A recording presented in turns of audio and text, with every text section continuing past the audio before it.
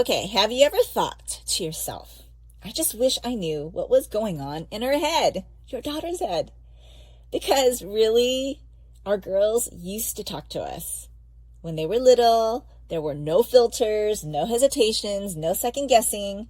They talk our ears off about everything. Their thoughts, their feelings, their dreams, their fears. But then the shift happens. They get older. They become more aware, more self-conscious, and more careful with their words. And suddenly, instead of talking to us, they're talking to friends. They're engaging in group chats. And the bedroom becomes more of their space.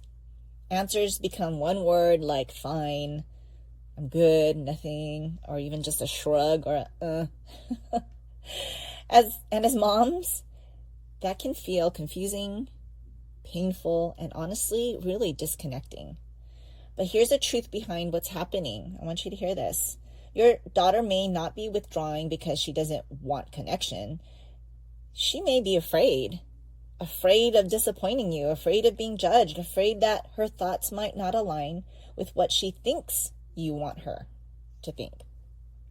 She may not yet have the words to express the things happening inside her heart and head. Okay, so she might not have the vocabulary to express them.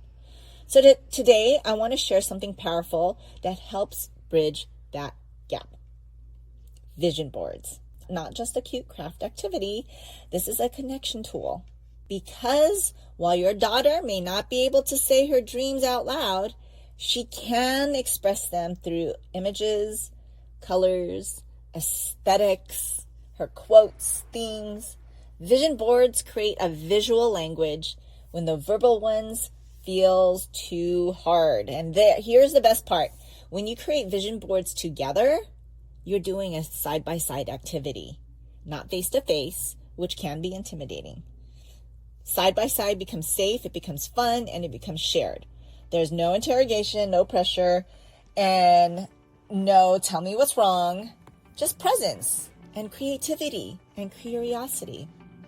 So this simple activity can unlock insights into what your daughter values and hopes for and wonders about and dreams towards without forcing her to explain it. She doesn't have to explain it before she is emotionally ready. Okay, today I want to give you 5 simple tips to make vision board time a meaningful, gentle, and deeply connected experience between you and your daughter. It's not going to be a forced activity or a lesson moment. Here we go. If you are frustrated with how to get your teenage daughter to open up to you because all you want is to connect with her as you once did, you're in the right place. Hey, I'm Jeannie Baldomero, a former rebellious teen, now mom of 3 young adults, educator, and the mom mentor, equipping you to create open communication with your girl so she can come to you about anything, even if she's scared. So grab your oat milk latte, breathe, and let's do this together. One thing I love to do on top of doing this podcast and serving you mamas is also helping moms one-on-one in the weeds, raising their tween or teen girl. Mamas who feel all of a sudden disconnected with their once young, cuddly girl and now entering the tween stage and have no clue what to do with her. So I got a chance to talk to one of my moms, and this is what she said. I was in a bad place with my 14-year-old daughter this summer when I decided to take the bold move to enroll onto the Talk to Your Teen Girl framework. After as little as 2 weeks into the course, I learned how to communicate more effectively with my 14-year-old daughter. I feel now I have the tools to handle conversations better and approach my daughter with love, empathy, and without judgment, something I honestly struggled with before.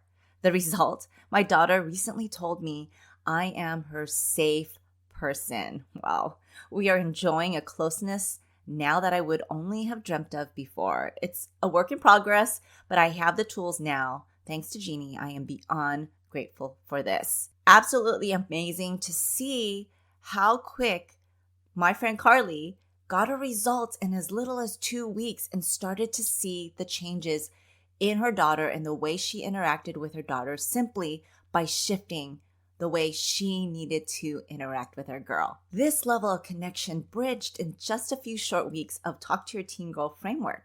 You're probably wondering what exactly is in the Talk to Your Teen Girl framework. I'm a visual person, so I get you. I like to be able to visualize exactly what I'm getting into, and I like seeing the steps to fully grasp what I would be learning. So I totally get it. So here it is. In this course, you get access to 5 modules, which you can complete at your own pace. Typically, they are about 1 week each. You have access to a private Facebook Mom Tribe community. You get a workbook containing your communication action plan and notes from the modules, plus I'm not done. 2 bonuses. Not 1, but 2. 52 dates, ideas with your daughter, 11-page resource guide, and never run out of things to talk about with your daughter. Endless questions in various topics you can ask your girl. I believe in equipping moms with resources and tools ready at hand's length to use and utilize at any given time. So if you are still trying to grasp what this all looks like, I get you. Come and visit talktoyourteengirl.com where I lay it out all for you. I'll see you there. I absolutely love vision boards, especially if your girl is creative and a visual. As a young girl, I created dream boards. I didn't call them dream boards at the time. I called them collages. I would just cut things out of my magazines and paste them on top of each other on a piece of paper and kept them. Sometimes I'd buy poster paper and do a bigger version of them. I still do this to this day. I've heard that there are some moms that I worked with that do digital vision boards on Canva, and they have it on their computer screen, which I think is genius, so they can see it every day. And I actually create mine in my planner so that I use my planner every single day, and I can have access to my vision board where I get to see it and remind myself what I set out, what my dreams are, what my goals are. My daughter and I would do them as well. And this is how I really got to know her during this time when she did these vision boards with me. I call them collages. They're really vision boards. And this was a great time for me to understand what exactly was going on in her head because she had a visual representation of it.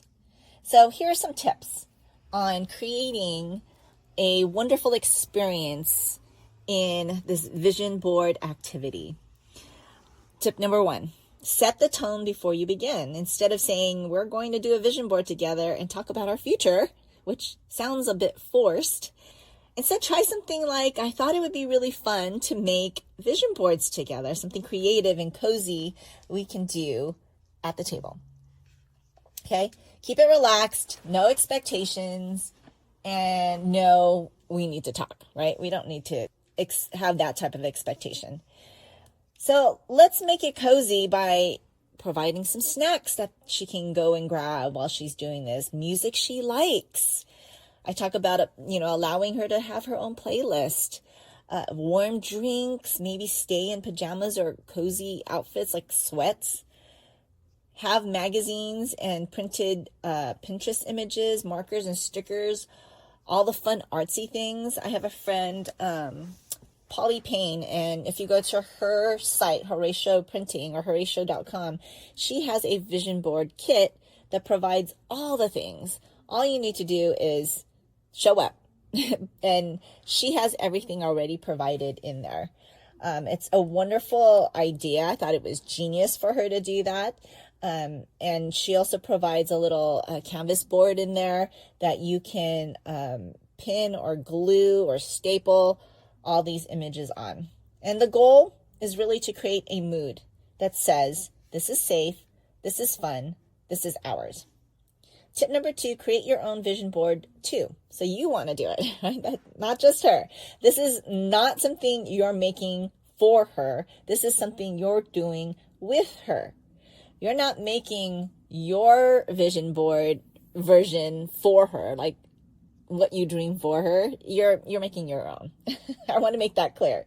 Because when you're both creating side by side, there's no spotlight on her, there's no pressure to open up, and vulnerability really does happen naturally and organically.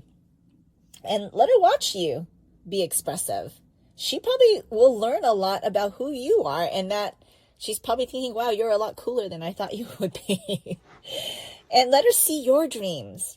Let her see that you also have things that you're working towards. This really does model that we're both still growing and we're on the same team. Tip number 3, be curious, not controlling.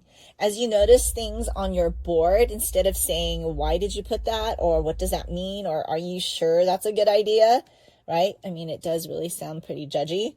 Try gentle curiosity, right? Oh, that picture is beautiful. What drew you to it, right? This color shows up a few times. I love it. How does it make you feel? Or that quote is powerful. I'm curious what it means to you. You're inviting her thoughts, not demanding them. Curiosity opens the doors. Pressure closes it. I want you to remember that. Curiosity opens the door. Pressure closes it. And tip number 4, celebrate the effort, not the outcome. It doesn't matter if the collage looks aesthetically good, if the pieces make sense, or if her dreams change later. This is not about the product, it's about the process. Maybe say things like, I love how creative you're being, or I'm enjoying this time with you, or this is such a special moment for me. Let connection be the win, not the result of the actual board, right? It's the process. Sometimes we forget that. We forget the process of what we're doing in the moment. That's the whole point of being instead of just doing, right? Tip number 5, respect emotional boundaries. Oh, that one's a good one. Respect emotional boundaries. If she shares, beautiful. If she's quiet, also beautiful. The act of doing something together is connection, even without a deep conversation. Don't push, don't pry. Trust that the seeds are being planted. This is seed planting right now. And this is you're also collecting seeds for your brain to get curious and maybe talk about later, right? Often the insight and conversations really do come later when she has processed privately and feels safe to bring you in. Your job is not to extract. Your job is to be a soft place to land, okay? Oh, I hope that helps. I hope this helps. And I really do hope that you take me on the invitation of vision boards to get into your daughter's head, right? Without being obtrusive, right? Mama, your daughter is not trying to shut you out. She's learning who she is. And this is the season that's stretching the both of you, not just her and not just you. And it's okay that the way you connect now looks differently than before, okay? I promise you it'll come back. It'll circle back to conversations. Vision boards give you a doorway back in, gently, creatively, and joyfully. And as you build these small moments of connection, you are building trust each time. And trust is what's going to open her heart. Okay, I hope this inspires you to try this activity sometime this week as we roll into the new year. Make it fun, make it light, make it yours. I know you are doing an incredible job. And even if she doesn't say it, she really does need you.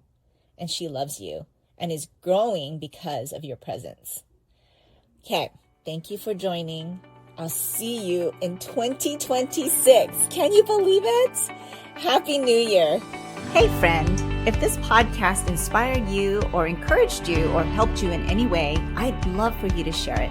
You can screenshot this episode and share it in your stories on social media or text it to a friend who can use the support. It's the best way you can thank me. I want to let other mamas know they are not alone. I'd love to stay connected with you. You can find me at raisingherconfidently.com. Until next time, live full of grace, Jeannie.